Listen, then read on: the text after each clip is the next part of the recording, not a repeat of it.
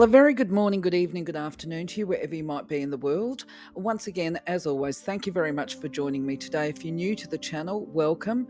I welcome everybody with open arms. If you're a returning visitor, you'll be familiar with the content that I speak about in this first slide, so feel free to jump ahead. I won't be offended, but do feel free also to say g'day to me, because I always like having people engage with me, if you like. But if you're new to the channel and you haven't been here before, I'll just outline how these videos go. And when they're the info videos, basically I timestamp everything. I put chapters in the description, and this is because I can go down a bit of a waffle. I can go down a tangent and distract myself, even though I do put transcripts in to try and streamline processes and to attempt to be a little bit professional. I like to think that I approach my task with a level of professionalism, if you like, but at the same time, I really value humane input and organicness, if you like, of a discussion, because I find that what we see online at the moment is way too much AI, which it tends to lose that human connectivity, if you like. So I like to be human. I am a human. I am, where some people will turn around and say I'm a soul in progress or whatever. Well, yeah, I'm that too. But right now, today, I am Anna. I'm delivering a video to you. I'm a human being. I'm not opening to channel any information specifically. I'm just having a yap with you, a yarn. Now, speaking of yarning, if you're new to the channel, on a Sunday is where I will put up what we call the yarning video. So if you're not Australian, yarning here doesn't actually mean, well, sometimes it can, because words can be multi-purpose. But when we talk about yarning, we're not talking about pulling out the knitting needles or the crochet needles. We're talking about having a chat. So it could be, Miss Chatty video. I could have called it that, but instead I chose to retain my Australianness, if you like, and I called it having a yarn. So yarning happens on Sunday, and if you've got questions that are too complex for me to respond to on these videos, then I will definitely reply to them on the Sunday. So if you've got a question and you don't get a response from me, I will generally tag people and say, I'm addressing this on this Sunday's yarning. So just look at the date the video has been loaded and the date of my comment, and then go to the Sunday yarning of that, and hopefully it will make sense for you.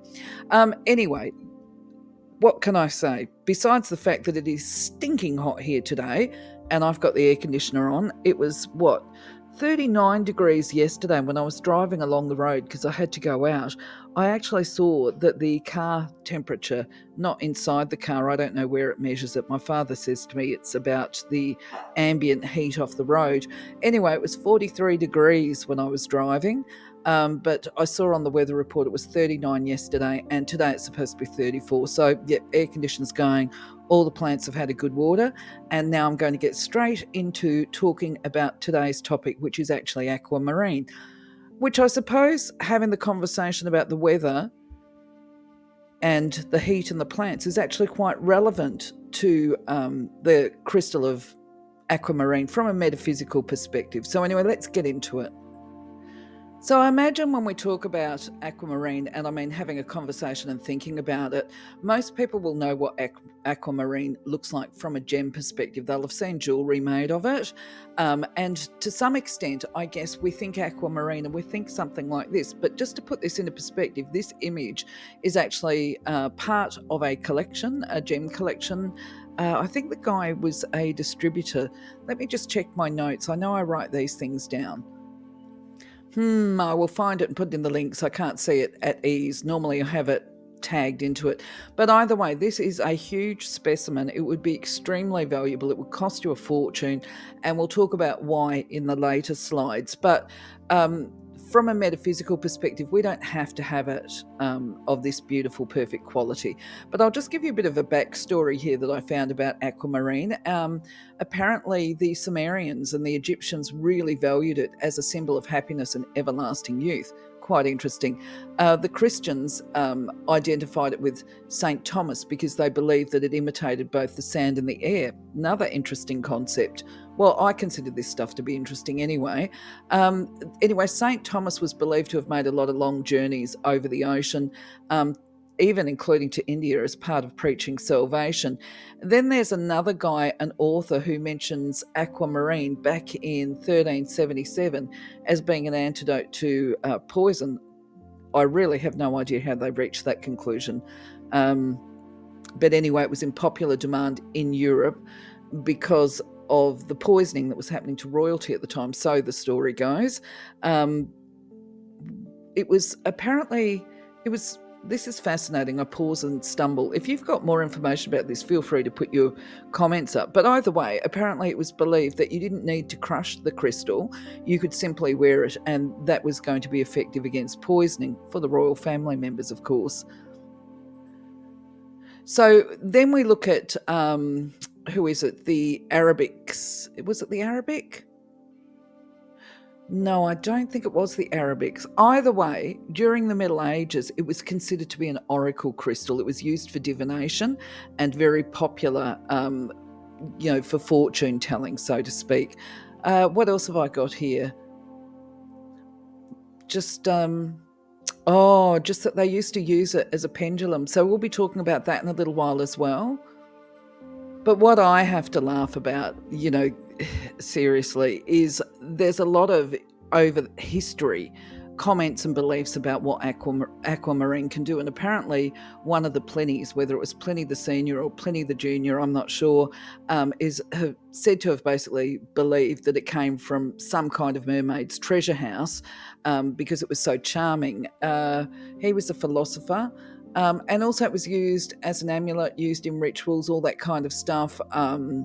The warriors at some point in time considered to be effective for curing ailments. Did I mention ceremonies? I'm not sure as to the credibility of this, but one of the sources I found said that aquamarine was used during droughts as part of a ritual ceremony, the rain ceremony. So that might be the Native Americans. I'm not sure. If you know, let us know. So when it comes to the Zodiac, as always, I say to people, look, the bottom line is it really doesn't matter whether or not you're these astro signs or not. If a person feels drawn to a crystal, and when you feel drawn, it's a huge pull. It's a total difference between I want that crystal simply because it looks pretty. It's more a case of I can't go home without that crystal. I've got to have it. This is one of the reasons why I recommend people sort of step back from this buying online stuff and go back to visiting a retailer, visiting and speaking with people about who know about the crystals and their properties and that kind of thing, especially if you're into the metaphysical. But either way, getting back on course here, it is recommended for people, as I understand it, of the star signs Pisces, Aquarius, Gemini, and Libra. But don't let that stop you buying it if you feel drawn to it, okay? Because it's got a range of healing attributes that I think that, remember, we've got to have a certain amount of open-mindedness here. Maybe it doesn't work. Maybe it's psychosomatic. But the bottom line is it's got a lot of attributes that I think we could all benefit from. And if we feel drawn to it, grab it. So when we talk about aquamarine, as Pliny alluded to, we can understand why it's called the gem of the sea. But having said that, a lot of the images that I'm putting up today have got more of that blue aspect when we talk about the oceans, where you can get aquamarine, which is a real blue-green. And some of them look a little bit more green than these blue pictures that I'm putting up. If that sounds confusing, I apologise. Anyway, it's considered, if we're talking an overview perspective, what does aquamarine offer us from a metaphysical perspective? Well, it's considered to be deeply spiritual. It expands the consciousness, awareness, our understanding of life on the earth plane, if you like, and, that as above, so below concepts. It's said to connect us to the higher realms. Of course, that actually means, if you don't know what that means, is it's said to open us up to connecting with our guides, our guardians, and the higher divine energy, shall we love? Well, it is love, actually. My eyes jumped ahead to the next line, which is communication. This was what I always really understood aquamarine to be about, because I associate it with the throat chakra, which we'll talk about in a little while. But when we're talking about the throat chakra, we are talking about communication. I'm trying to actually restrict what I'm going to say here to when I get onto that slide. But either way, it definitely is a communication enhancer. And I think this is, at the very least, the primary attribute that most people can tap into. It's a very nurturing, loving, and caring energy about the crystal, and apparently it teaches self-respect and to value self. And what I really love about it, it is definitely beneficial to connecting to the goddess energy. And I must put that disclaimer up there to remind people, these are my beliefs, okay? I can't, when I say it definitely is connected to the goddess energy, this is my belief and my experience, and yours might be different, and that's fine. It's a free world. So now let's talk about the mineral information. The bottom line is I have to put a big disclaimer up here right from the get-go, in that I am not a geologist, I'm not a gemologist, and I'm not a lapidarist. I'm not even a rock hound, as in go and dig them out the ground. That's all a little bit too energetic and active for me these days. I have known many of them over the years though. And so when it comes to the mineral information, I've had mentors, but this is the area that I tend to do a bit of research on. But I want to ensure that you guys know I'm not delivering this with any authority. And if there's a geo or one of those professions out there watching this slide, feel free to correct me if I deliver wrong information. Anyway, bottom line is what I understand. I like to come out with that disclaimer. What I understand is that aquamarine is part of the beryl family. Now, you may not know what beryl is, but beryl I associate with emerald, because emerald is part of the beryl family as well. So I don't know. I have a feeling that sometimes the lighter emeralds might be confused for aquamarine. I'm not sure.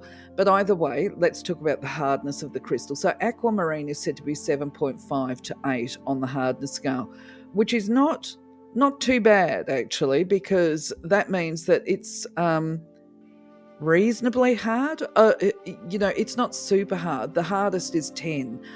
Anyway, looking at the colours, yes, it's blue-green. Sometimes it will be a bit greener, and sometimes it will be a bit more blue, depending on the location that it was sourced. Now, funnily enough, because it commands a pretty price, let me give you the tip, it is actually not rare. It's a fairly common crystal. What is rare is to get crystals of the quality that we see in this photograph here, which is a very fine specimen. It's absolutely beautiful. But that kind of quality is more rare. But you can generally find, and we'll be looking in this in the buying tips, aquamarine throughout the world, but it generally doesn't have this transparency that you see here. So, of course, when you've got this transparency, it's very popular for the gems, for the rings, for the jewelry making, for the pendants, And then other times, as with that great big massive one that we saw earlier in this video, some of them are just considered too magnificent to even be cut, so they just won't cut these stunning pieces. And I say thank goodness for that, because is it just me? I just look at this particular one here and I think it is incredible and stunning. It is so perfect. Sometimes nature, Mother Nature, the earth just blows me away with the perfection of form, shall we say. So now for the buying tips, okay? If you're looking to buy aquamarine you can have jewellery made about all sorts of qualities of aquamarine, shall we say. But if you're looking to buy affordable, if budget or price is a determining factor for you, you would avoid those really beautiful, stunning crystals that we're talking about, because they are so expensive because of the rareness of them. And what makes a aquamarine to be desirable, apparently, for the collectors and the jewelers is the colour of the crystal, the lack of flaws. When we talk about flaws, can be the cracks or what is referred to as inclusions. They want to have that perfect structure. What else is it that they like? The transparency. They want it to be very clear and transparent. So the clearer, more transparent it is, the less flaws and the more perfectly formed, the more expensive it's going to be.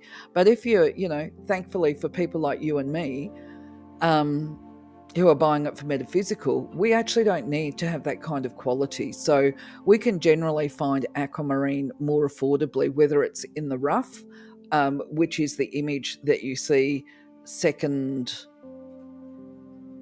from the left up the top. That's the rough aquamarine. The beautiful blue in the image on the left-hand side, that's called a tumbled, okay? And you can see when you look at that type, that actually is a very beautiful one. These are the ones that I expect to see when I go into shops and I start buying. But I can honestly say quite often I'm disappointed too, because when it comes to photographs, so here's a buying tip online for when you're buying online. you can see a photograph like this, and what they can do is actually colour enhance it, because they know, some of these dubious retailers, they know that people will buy based on the colour. So it actually might be quite pale as far as the colour goes, but they enhance it. It looks far more attractive, and when it arrives, it's actually quite pale. The reality is that depending on where it's formed and the quality and that kind of stuff, it can be very, very pale in colour. So if you can imagine, if you look at those rough pieces on the right, I would imagine if they were polished up, they would probably look far more pale than the tumbled polished ones on the right. What else can I say? Just when it comes to colours and shades and hues, this is part of the being present and holding different crystals, or at least looking to them, because colour healing also is quite often associated with crystals and the healing properties. So one person might feel that they need, or they're drawn to these beautiful ocean green ones, where somebody else might want a very pale light blue aquamarine, or even with a little bit more green to it than what we're seeing in here. This is that personalization of choice. But anyway, what I also want to mention too, and you can't see very clearly here unless you actually enlarge your screen, is that we have a number of crystals that are lumped together, and they're all referred to. I found it on a website, by the way, where somebody was referring to that whole lump. They weren't a geo website, just so that you know. I think it was a crystal website, and they were saying that all of these crystals here were aquamarine. Now, the issue with that is that aquamarine is never ever yellow. That's the bottom line. It is a beryl, so it's part of the same family. It would be like calling emerald aquamarine. It's not. Emerald is a green beryl. Aquamarine is this blue-green beryl. And then we've got the yellow beryl. And I think, I'm pretty sure I wrote it down. I think it's called heliotrope. Let me look. It's heliodor, okay? Yellow beryl is heliodor. So it's absolutely not aquamarine. It's certainly beautiful. So the other point too, when we talk about buying tips, of course, is that yes, you can have synthetic beryl. It can be grown in a lab. And that includes the aquamarine. So just be aware that there are fakes out there, and that a lot of the fakes are made of glass. So if you're wanting to have an aquamarine of gem quality, because it's so expensive, my definite buying tip there would be to go to a verifiable seller, because it can be very difficult to differentiate the genuine from the fake, apparently. And then the other thing is, what I learned doing this video is that sometimes these sneaky people, they will find a greenish coloured aquamarine, and then they treat it with heat. They irradiate it to make it more blue, because of course they know that the blue is going to bring them more money. They'll be able to sell it for a higher price. So the bottom line is, where does that leave you or me if we're buyers? Well, I buy either the tumbled, the polished, the rough kind of thing. I don't think that they would really, but I'm open to correction. I don't think they would be bother creating fakes in the way that, or for the product that I buy, simply because it's so abundant out there. But I'm open to correction there, okay? The two images on the bottom left, they are sourced from the Crystal Council website. The pricing is completely different. I'm going to bring this to your attention. Basically, I'm not promoting, and I'm also not telling people not to go to the Crystal Council. It's just a source that I found to give people a bit of an idea about what the costs are. So these are actually very small crystals, but what I wanted to point out, that the image on the left is as cheap as chips, right? It's about $10 per crystal. But for me, the question is, well, how big is that crystal? In fact, actually, I will say it from an Australian perspective. So this is not a reflection of the Crystal Council or the product that they're selling, because $10 I don't think is a huge amount, but $10 based on current currency conversions is actually a lot of money for a very small crystal, because I think we can tell by looking at those that they're tiny little crystals. And then the other thing is, well, how much is the freight? If I was to buy that and get it sent to Australia, I'm pretty sure that the price, even though it's a tiny little crystal, it could be around $40 to get here. Now, if you've watched my other videos, you'll know that I've been stung when buying a tumble stone, because it was the first one I'd bought in ages, and I'd forgotten to check out what the freight charges were. It was actually a good price crystal as far as crystals go, but it ended up costing me nearly $100 for one crystal. And I thought, well, I will never, ever do that again. So the questions that need to be asked for buyers is, how big is it? What does it weigh? What are the dimensions? Is it a slice? Is it a tumble? You know, if it's raw like this, can you give me a rough idea of the dimensions? I like to see them up against the ruler, because then I can see and try and get my eye around that. I can pull out my ruler and do a bit of a comparison, if you like, because if they've just got arrows beside it, it's just not very clear. Now, also to put it into perspective as well, that second image from the Crystal Council where you can see the two fingertips, okay, that one's on the market for $100. So you can see that it's in the rough form. It is full of inclusions. It would never, ever be any good for cutting as a gem, because it would crack too easily. But for you and me who like the metaphysical properties, then it'd be great. Very expensive, and it might be easy to lose. Okay, so just so that you know, if I have in the past lost the very small crystals because I use them and I put them down with an intention to go back. I'm just one of those type of people. Not everybody does it. And then before I know it, I just don't know what's happened to the crystal. Maybe it's so small I've knocked it on the floor. Who knows? But that can be heartbreaking, especially if you've paid $100 for it. So yeah, just going back and summarizing, know what you're paying for. You want to get photographs of it from all sides as well, you know, if you're just buying for yourself. And retailers, I don't see why you can't put these photos up. I think you're being a bit lazy, okay? Just my thoughts. But take photos of all sides, see it from all sides, look at the dimensions, look at the weight, look at the currency conversion fees, and look at the freight before you commit yourself to buying. And then at least you know that you're not being ripped off. You make what is called an informed decision about your buying. That's your power. That's you stepping into power. So when it comes to the spiritual metaphysical attributes, I think this is where I might be a little bit confrontational in my beliefs and interpretations.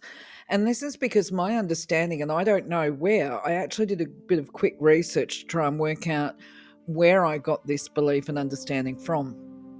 I'm going to sit with, I either was told it somewhere along the way, or perhaps it was brought to me in my dreams, who knows. But the bottom line is I associate aquamarine with, I believe it is the green ray. But when I do my research, I see the green ray, you know, there's just so many different interpretations of this information. This is where we have to find our own personal truth. So I can't remember if it's called the green ray or if it's actually called the aquamarine ray. And this particular ray that I'm talking about is one that's about planetary healing, you know, where basically we channel this color if we're into channeling, and we send it out through to basically the planet, to everything that's on the surface, to the ocean animals and all the rest of it, you know. So if we're into metaphysical energy, we will, well, I'd like to think that you would understand what I'm talking about. If you've got questions, ask me. If I had more time, I would put a graphic in here to explain what I'm talking about, for those that don't understand. But also, so just getting back to it, when we talk about the benefits, there is an expansion of spiritual awareness, consciousness, whether you're into the planetary healing ray anyway, but it's supposed to support a connection to the nature and to earth, and that includes the animals upon it, and that also includes communicating with the animals telepathically, if you like. It's also associated, from what I understand, to connecting with the dolphins and the whales. Now, I actually tested this out myself. Could be coincidence. I know people are skeptical, but I sat on the ocean and I didn't hold aquamarine, I've got to say, but this is something that you could do. But I could see a pod of dolphins far out on the horizon. This is many years ago. And I thought, I'm going to practice this strategy. I'm going to send love, you know, to the dolphins and try and get them to come closer, because there's something about being around dolphins and whales that just absolutely makes the heart puff up. Anyway, long story short, A couple of the dolphins broke away from the pod, and they did come actually very close to where I was sitting, which was a real beautiful experience.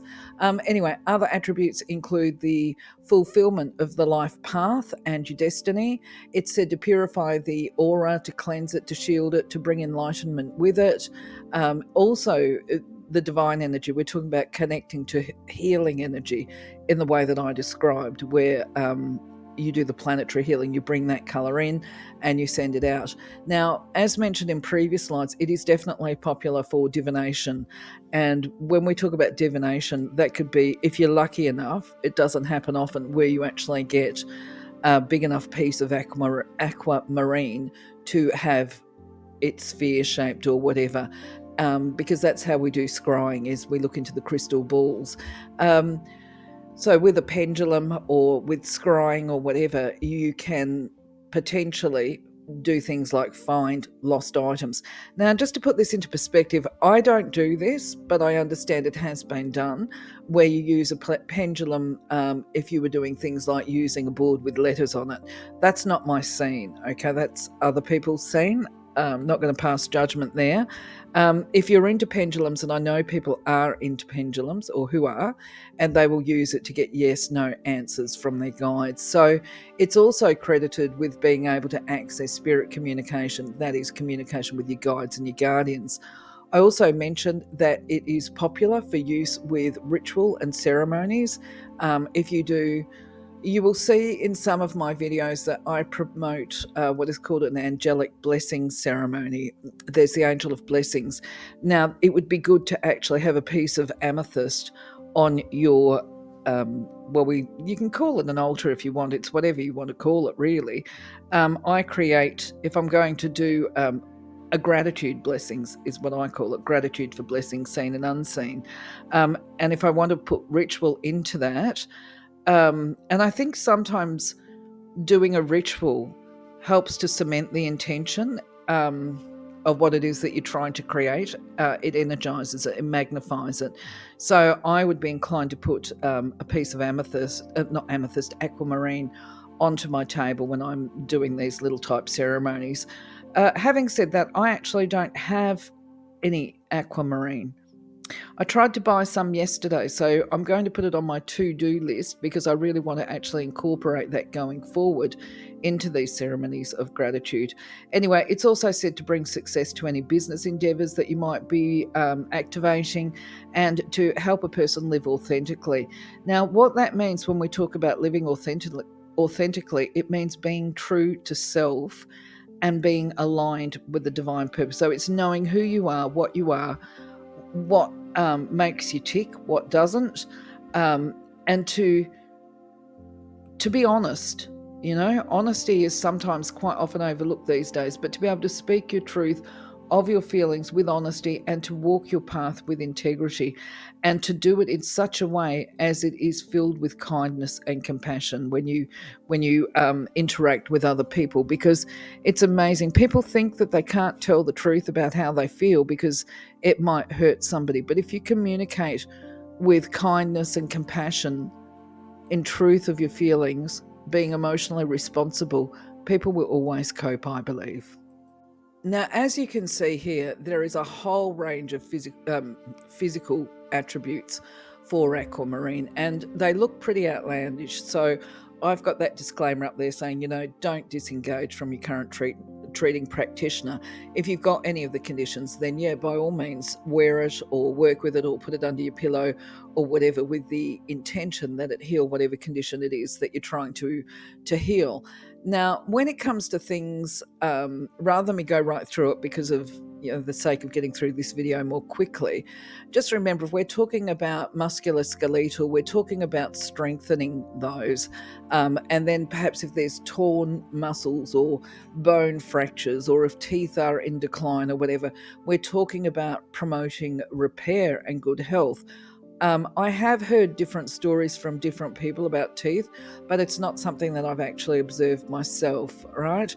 It's said to boost the immune system, which is no surprise because it's associated with the endocrine system, but support detoxification, that's purification. When we talk about purification, we're talking blood purification and any of the toxins in the body, and they can be anywhere there.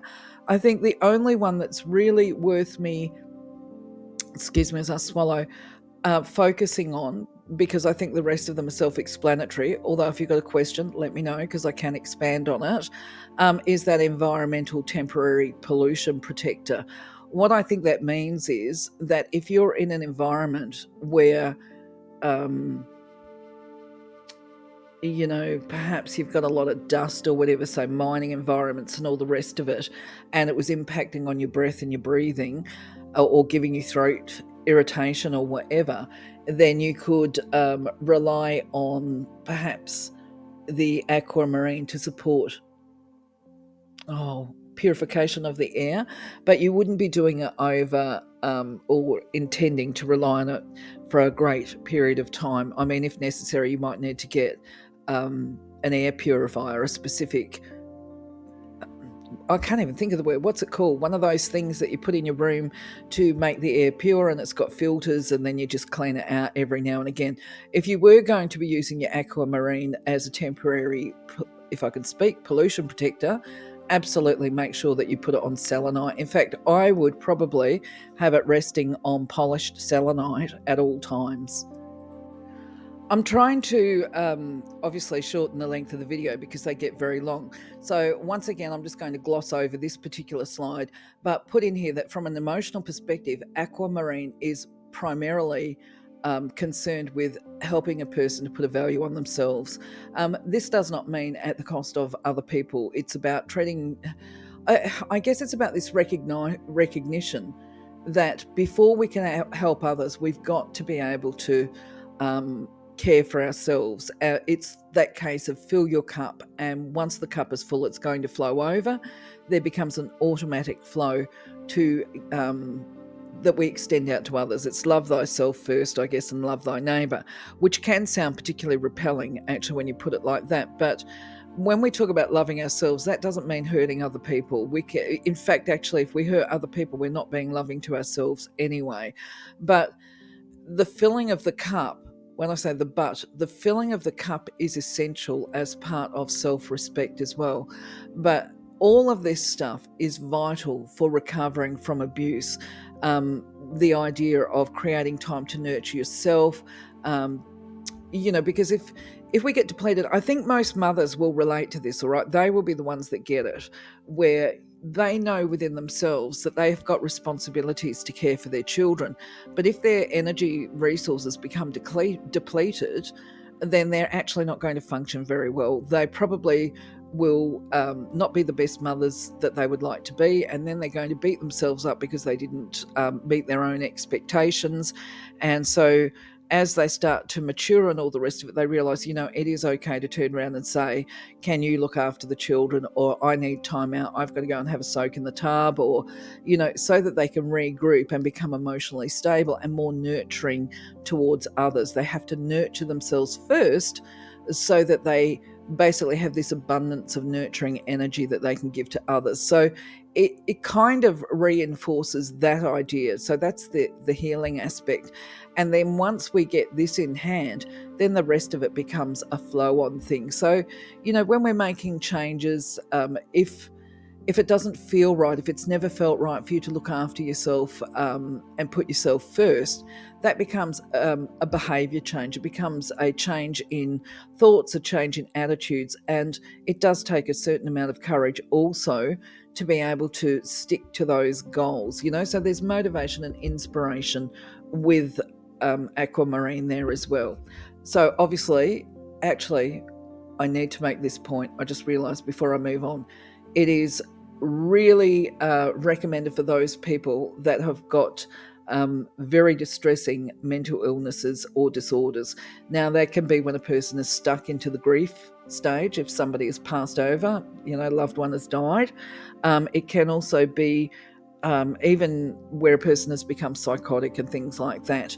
It's not necessarily a cure-all. We're not talking about cures here, but we are talking about, at the very least, making a person feel more whole and more calm.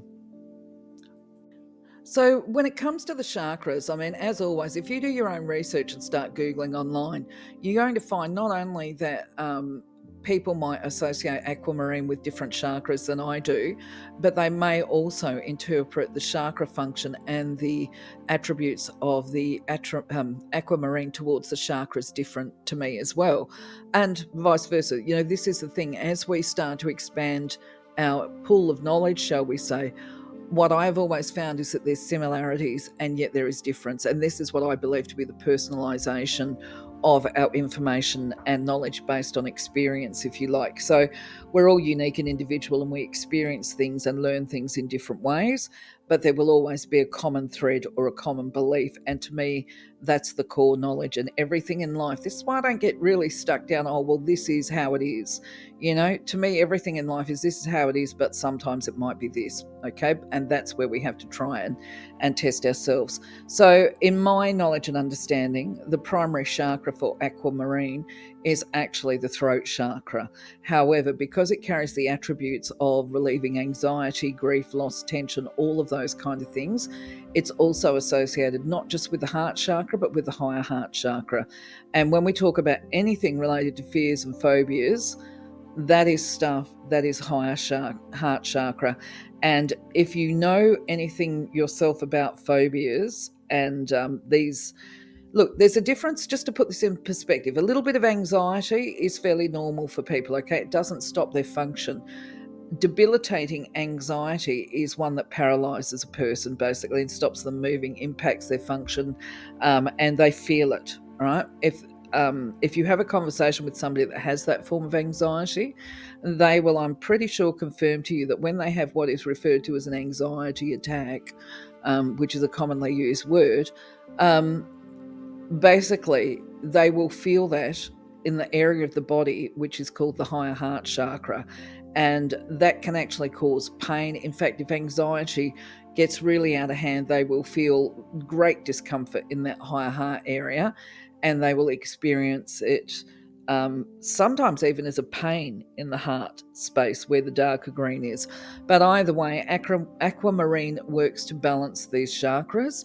And when we talk about the throat chakra, you will see there's two types of colors that get associated as far as crystals go with the throat chakra.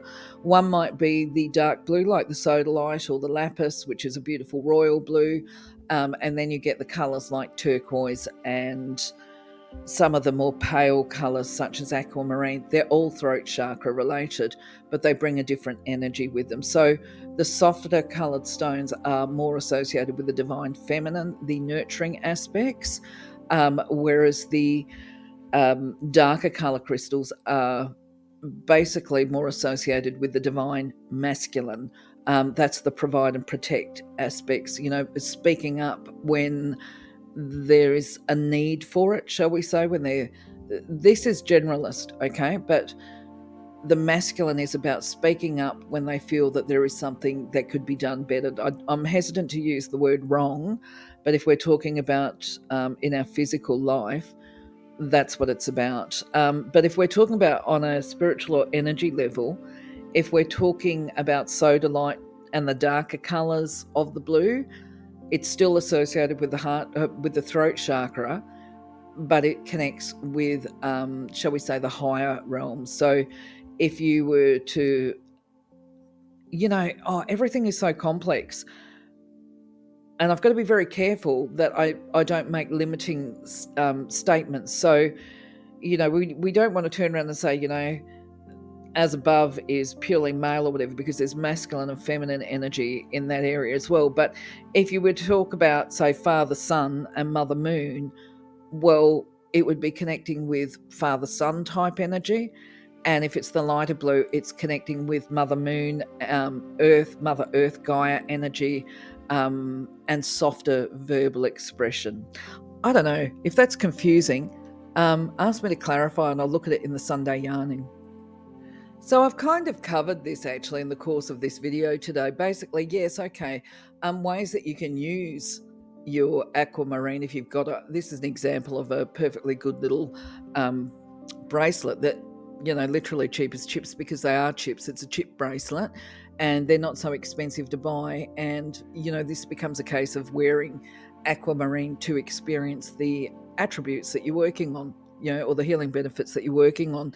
I discussed the fact that, yes, you can use it as a pendulum, which is where you suspend it, usually a double-ended point, actually. I should have mentioned that. So it's a crystal point you put onto a piece of string or a ribbon or whatever, and you can hold it above your hand. I might actually, rather than talking about this, encourage you to do a Google on how you use a pendulum, until I get a video up on how to use a pendulum. Even though I don't use one, I have done it and I do understand it. I just find it too time consuming. It's a little bit like my approach to cleansing your crystals. If I want a yes, no answer, I've got quicker ways of getting them than pulling out the pendulum. The same as if I want to clean my crystals, I've got quicker ways than waiting for a full moon. I mean, if you've got the tumbles, you could use them in your gridding, or you could use them for meditation. You could also, if you were looking to, any crystal you could put under your pillow while you're sleeping at night, but you could do that. We've talked about how you can use it to calm an environment. Well, maybe you want to put a little piece beside your computer at work. I don't know that I would, but you could do. And I think it's probably going to be quite rare, unless you're really wealthy, for you to be able to purchase. I shouldn't try and restrict people there either. I wouldn't be able to afford to buy or spend thousands on a really nice cluster to have out as an ornament, but maybe you can, so you could do that as well. So when we talk about using crystals and aquamarine as a messenger or oracle, if you haven't watched my videos before, this relates to the fact that I actually have bowls of crystals, and when I have or deliver a service to people, quite often I'll ask them to put their hand in. It's a bit of a lucky dip, and whatever they pull out of the bowl will have a message for them that I will deliver. These are generalist. When I talk on the video here, it's a generalist, because whatever service I give to a person is adapted to them. But basically, when it comes to aquamarine, the message is that if you're addressing conflict is quite often a breakdown in communication, and where emotions become heated because people aren't feeling that they're heard. So it becomes a case of basically stop and listen to what the other person has said, right? Because if it's really heated and escalated, they will keep being escalated until they feel that you're listening. So it's about calming down, listen to what they say, don't respond until they've finished talking, and then actually turn around and respond to them. Depending on the person that you're dealing with, you might have to turn around and say, listen, we need to resolve this. So I don't understand what it is the problem for you, but I'm willing to hear. Can you please let me know? And then I would like an opportunity to respond. Sometimes you've got to put those boundaries out there. If it's one of those relationships that can be one-sided, where the person just wants to say what they feel, and they're not interested in listening to what you've got to say. So you would clarify that right at the beginning, and basically just, I want to understand, I want to be part of resolving this conflict. I want to hear what you've got to say, and I promise I'm not going to interrupt. But then before we go into this, I want you to assure me that you're going to listen to what I've got to say. Now, any reasonable person is going to say, okay. If they say, no, I'm not interested in hearing what you've got to say, then you're basically at a moot point, because relationships are about give and take. But anyway, so it's listening to so we'll go on the generalist, that this person's got a certain level of emotional maturity, and they say, all right then, well, I'm going to tell you this is how I feel, and blah, blah, blah, blah, blah, and you do this and you do that and you do this and you do that, because that's usually how it goes. And you sit there and you listen, and then when they've finished, and this can be challenging, finally when they're finished and they stop and they pause for breath, actually don't assume that it's your right to talk to them, because if they're really on a roll, they'll take a pause, and then you'll start to respond and they'll cut you off and they'll say, I haven't finished yet. So before you start speaking your stuff, turn around and say, oh, okay, give them, that pause, that breathing moment, and then say, look, I'm interested. Is it okay for me to respond now? Would you mind if I responded to some of the things that you said? So this is the way of responding in a calm, gentle way, to be compassionate. Make sure that you're calm before you go into this, okay? And call upon your guides and all the rest of it, because what you don't want to do is create another big reaction and escalate it.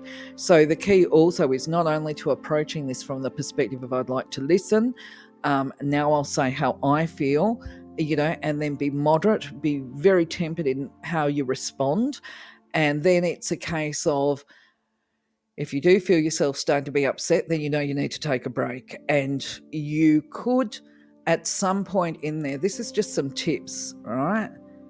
Because the key message here is the conflict can be resolved if you approach it in a calm, measured way, full of compassion, okay? That's the key message here. So then what you could do is, if it starts to feel as though your emotional reaction is starting, or you're starting to get angry because you think they're unreasonable with their expectations or whatever, you can always turn around and say, look, are you finished now? You know what I mean? At some point, perhaps not use those words, but say, look, I just realised that I'm starting to get a little bit emotional and I want to keep this calm here. I've heard what you've got to say, but I think I need to actually just process what you've said before I respond to it. Can we catch up in a day or two or something like that? Can you give me some time to process this information? You might need to go away and do some healing work on yourself, actually, or hold your aquamarine, because, it can be worked through. Messages of hope is what we need to put our focus on. So when it comes to crystal care of your aquamarine, obviously it's an expensive piece anyway, unless you're lucky. There is some debate. I think it's important to understand this. There's some debate around when you're caring for your crystal, because there's two ways of caring for it, of course. There's the first, which is the mainstream, just look after your crystal because it's a pretty rock and you want to hold on to it. And then if you're a person that's into the metaphysical, there becomes we want to keep the energy high and we want to have it ready for the next use, that kind of thing. So if we're talking mainstream cleaning, well, apparently there is two approaches to the use of water, as to whether or not it can impact negatively upon the actual crystal itself. But there seems to be consensus, at least, that you should not wear it into your pool or go swimming in the ocean with it, because that kind of water can actually damage it. So I'm open to correction here, but I think I would probably avoid doing things like swimming in any type of water, and even wearing it under the shower. I tend to take my pendants off anyway when I'm going to shower or bath, so that's worth consideration.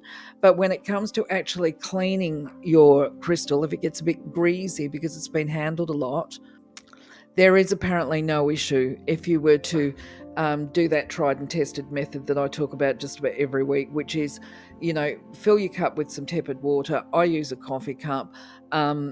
If it's in a setting that's silver or gold or whatever, you get the grind build up behind it. And this is why to put it into very tepid water with a very mild soap, organic soap is preferable, and leave it soak there for just a couple of minutes. It doesn't have to be a long time, but you know what it's like. Once you immerse it, the grease starts to break away. If you've got a very soft toothbrush or you can actually get into the crevices of your setting and clean it. So, of course, that's one way of doing it. Now, the other thing is too that when crystals such as aquamarine have the temperature changed, they can actually crack. So I could turn around and say, I think I've been very lucky so far, because I had forgotten that, if I'm going to put my crystal into this coffee cup of tepid water and then I was to rinse it under a running tap, the tap water is usually colder than what we've got in the cup. Now, that actually could cause a fracture within the crystal. So in future, I'm going to remind myself to use two coffee cups, one that has got the soapy stuff in it and then another one that's just tepid, and then I can just swirl the crystal gently around, or the pendant, in the clean water to get rid of the residue. Of course, then you would just gently dry it off with a soft cloth. Definitely avoid all harsh chemicals. And one thing I hadn't thought of, and I found this on site somewhere, is quite often we women, if we're wearing pendants, we will put on our makeup and that kind of thing before we put on our jewelry. Now, you've got to be careful if you're using cleansing product or any facial creams at all these days anyway, that you don't get those creams come in contact with your crystals, because a lot of them have got harsh chemicals, believe it or not, even though they're for your face. They certainly have chemicals inside of them that may interact badly with your crystal, and that includes your amethyst. Now, of course, when it comes to amethyst, did I say amethyst? I'm talking about aquamarine. Given that aquamarine can be created, right? A jeweler told me a long time ago that the problem with created or synthetic jewelry, although technically a lot of the time it's got the same chemical makeup, mineral makeup, or whatever, because they're lab grown, while to all extents and purposes they look like naturally forming, they have a tendency to break in the ultrasonic cleaners, is where I'm going. So potentially I don't think I would risk putting my aquamarine into an ultrasonic cleaner, but if you find that you are not able to get it clean yourself, you could probably take it down to a reputable jeweler. Now, the other thing too is you've got to store it separately from harder crystals, because it can be scratched by them. So you want to keep it away from abrasive materials.